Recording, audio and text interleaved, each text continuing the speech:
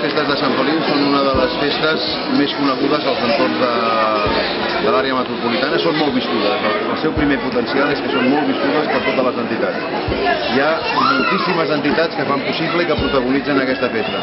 Entitats que fan 30 anys, com els Trabucaires, entitats que en fan 20, com els Castellers, com els Bastoners, entitats que en fan 15, com els Petardons, com de Can Calders, moltes entitats que surten al carrer en aquests dies. Jo crec que aquest és el patrimoni més important de les festes de Sant Feliu. El protagonisme de les entitats i el protagonisme de la gent.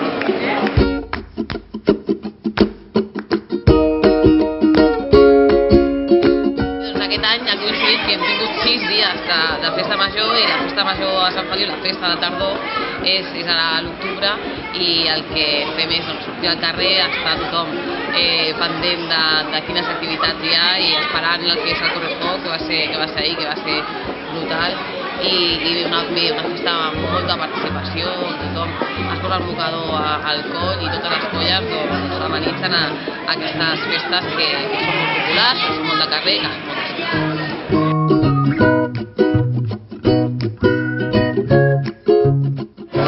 Avui tenim la trobada de l'actuació de Sant Rarimi, que és l'actuació que cada any fem. Els castellers de Sant Feliu tenim de convidats els castellers d'Olot i els de Cerdanyola. La festa gran dels castellers aquí a la comarca serà dimecres que ve. Hi haurà la trobada castellera per commemorar els 20 anys dels castellers de Sant Feliu. Hi haurà totes les colles castelleres del Baix Llobregat, serà a la plaça Lluís Companys i serà una exhibició molt important, sense precedents a la nostra ciutat, a la qual convidem a tothom a venir.